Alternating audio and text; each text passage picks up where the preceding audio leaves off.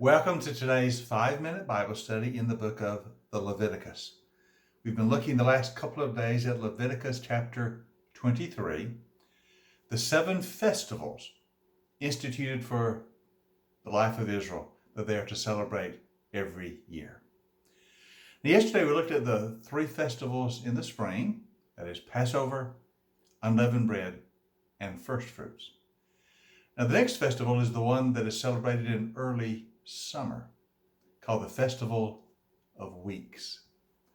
Let's begin reading at verse 15 of chapter 23. Now from the day after the Sabbath, the day you brought the sheaf of the wave offering, count off 7 full weeks. Count off 50 days up to the day after the 7th Sabbath, and then present an offering of new grain to the Lord. So the next festival is the Festival of Weeks. You count off 7 weeks from the time that first fruits offering was made, the Festival of First Fruits. So count off 7 full weeks and a day. That makes 50 days. Then you bring an offering of new grain. Now, at the time of the Festival of Weeks, it is the time when the wheat harvest is coming in.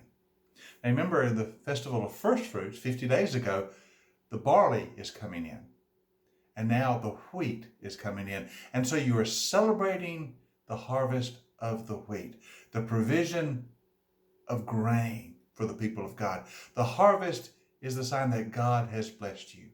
Your harvest is coming in, and you celebrate the wonder, and so you make an offering of new grain unto the Lord.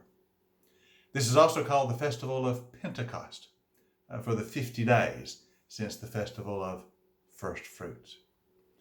So this is another wonderful time of celebration for the children of Israel. God has provided for them. The harvest is coming in. There will be an abundance. They will be able to feed themselves in the coming days. And so they celebrate the wonder of God's provision at Pentecost. Now, of course, for Christians, the Festival of Pentecost has special significance from Acts chapter 2. For we know that it was at Pentecost when the Holy Spirit came. You remember, after the resurrection and after the days of appearance, Jesus had told his disciples to wait in Jerusalem until the promise is given. That's the promise of the Holy Spirit. And so they were waiting in prayer and in expectation.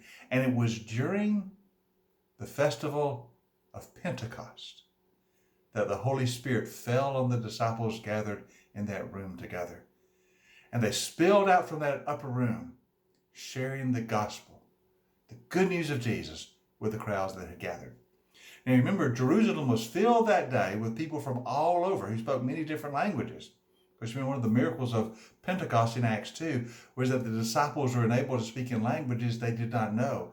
And people said, these are Galileans here. They're speaking in our home tongues. They realized that the Holy Spirit was there. Now, the reason all these folks were gathered from so far around the Mediterranean world is because they had come for Pentecost. You see, in these festivals we are looking at, 3 of them are designated the pilgrim festivals. That is, festivals you are to travel to Jerusalem if at all possible. Those pilgrim festivals are Passover, Pentecost, which we're looking at now, and then later in the fall there'll be the Festival of Tabernacles, which is the 3rd pilgrim festival. But Pentecost was a pilgrim festival, and that's why in Acts chapter 2, so many Jews from all over were gathered to celebrate Pentecost. And when the Holy Spirit was given, they heard the gospel that Jesus was the Messiah. He had died for them and risen again. A new covenant had begun. And so we Christians have special significance for the day of Pentecost because of Acts chapter 2. But here in in Leviticus chapter 23, we see it instituted, the 4th of the festivals. So far we've seen the Festival of Passover, the Festival of Unleavened Bread, the Festival of First Fruits, all in the spring, and now the Festival of Pentecost established, which is in the early summer. If you join us tomorrow for our 5-minute study, we'll begin to look at the fall festivals, Festival of Trumpets, the Day of Atonement, and Tabernacles. That's what we'll begin to look at tomorrow. So I hope you join us for our next 5-minute Bible study in the book of Leviticus.